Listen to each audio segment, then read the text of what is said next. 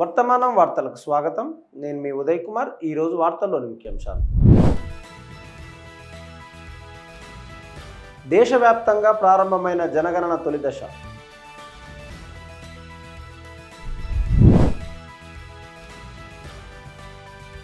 ప్రతిపాదిత లోక్సభ సీట్ల పెంపు బిల్లుపై ఆందోళన వ్యక్తం చేసిన కాంగ్రెస్.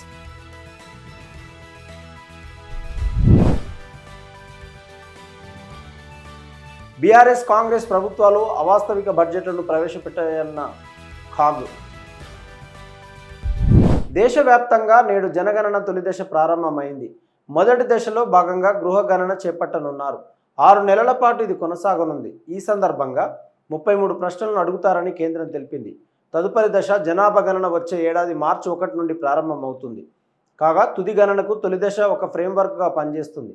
ఈ ప్రక్రియలో 31 లక్షల ఎన్యూమరేటర్లు, సూపర్వైజర్లు, 1,00,000 మందికి పైగా సిబ్బంది పాల్గొంటారు. నేటి నుంచి ప్రారంభమయ్యే గృహ గణన సందర్భంగా ఇంటి నిర్మాణానికి ఉపయోగించిన సామాగ్రి, కుటుంబంలో నివసిస్తున్న వివాహిత జంటల సంఖ్య, ఇంట్లో ఎన్ని గదులు ఉన్నాయి వంటి వివరాలను అడుగుతారని భారత జనాభా గణన కమిషనర్ మృత్యుంజయ్ కుమార్ నారాయణ్ తెలిపారు.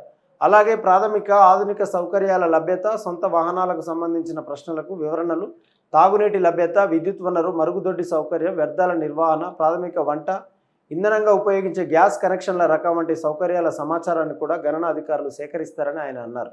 ప్రజల వద్ద రేడియోలు లేదా టెలివిజన్ల వంటి వస్తువులు ఉన్నాయా, వారి ఇంటర్నెట్ సదుపాయం, కంప్యూటర్లు, మొబైల్ ఫోన్ల వివరాల గురించి కూడా అడుగుతారు. కాగా నమోదు చేసిన డేటా అత్యంత గోప్యంగా ఉంచుతామని ప్రభుత్వం తెలిపింది.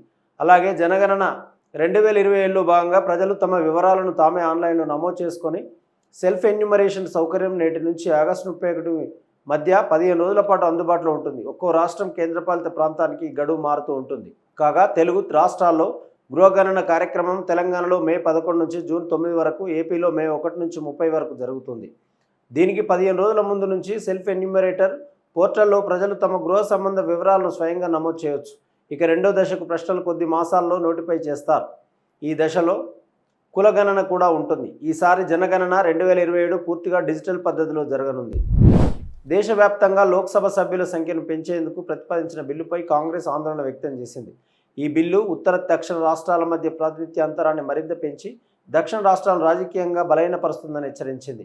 ప్రతి రాష్ట్రానికి కేటాయించే సీట్లను దామాషా ప్రకారం పెంచడంతో పాటు లోక్సభ సభ్యుల సంఖ్యను 50% పెంచాలన్న ప్రభుత్వ ప్రతిపాదనను సీనియర్ కాంగ్రెస్ నేత జయరాం రమేష్ విమర్శించారు. అన్ని రాష్ట్రాలకు సమానంగా 50% సీట్లు పెంచడం సమంజసమైనన్న వాదన మోసపూరితమైనదని రమేష్ అన్నారు. ప్రారంభంలో నిష్పత్తులు మారినట్లు కనిపించకపోయినా దీర్ఘకాలిక పరిణామాలు ప్రాంతీయ అసమతుల్యతలను మరింత తీవ్రతరం చేస్తాయని ఆయన హెచ్చరించారు. ప్రస్తుతం తమిళనాడులో 39 లోక్సభ సీట్లు ఉండగా ఉత్తరప్రదేశ్లో 80 సీట్లు ఉన్నాయని పేర్కొంటూ ప్రాతినిధ్యంలో ఇప్పటికే ఉన్న అసమానతలను ఆయన ఎత్తి చూపారు. ప్రతిపాదిత విస్తరణ ప్రకారం ఉత్తరప్రదేశ్ సీట్ల సంఖ్య 120కి, తమిళనాడు సీట్ల సంఖ్య సుమారు 59కి పెరగవచ్చు. అదేవిధంగా కేరళ సీట్లు 20 నుంచి 30కి, బీహార్ సీట్లు 40 నుంచి 60కి పెరగవచ్చు. మొత్తం మీద దక్షిణ రాష్ట్రాలకు సుమారు 66 సీట్లు లభిస్తుండగా ఉత్తర రాష్ట్రాలు దాదాపు 200 సీట్లు అదనంగా పొందుతాయని రమేష్ పేర్కొన్నారు. ఇలాంటి విస్తరణ వల్ల కేవలం దక్షిణ రాష్ట్రాలే కాకుండా ఈశాన్య, పశ్చిమ ప్రాంతాలలో చిన్న రాష్ట్రాలు కూడా నష్టపోవచ్చునని ఆయన హెచ్చరించారు. సమాన ప్రాతినిధ్యాన్ని దెబ్బతీసే చట్టాన్ని ప్రభుత్వం సిద్ధం చేస్తుందని ఆయన ఆరోపించారు. ఈ ఆందోళనను, ఈ ప్రతిపాదనను దక్షిణ భారతదేశాన్ని రాజకీయంగా బలహీనపరిచే ఒక రహస్య కుట్రగా గతంలోనే తెలంగాణ సీఎం రేవంత్ రెడ్డి అభివర్ణించిన సంగతి తెలిసిందే.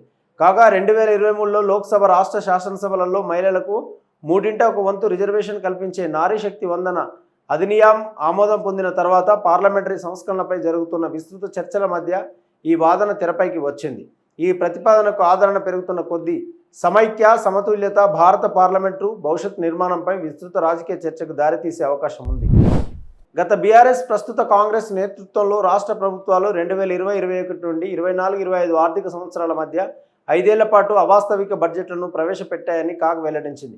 భారత కంప్ట్రోలర్ ఆడిటర్ జనరల్ కాగ్ నివేదికలో ఈ విషయం స్పష్టంగా ధృవీకరించారు.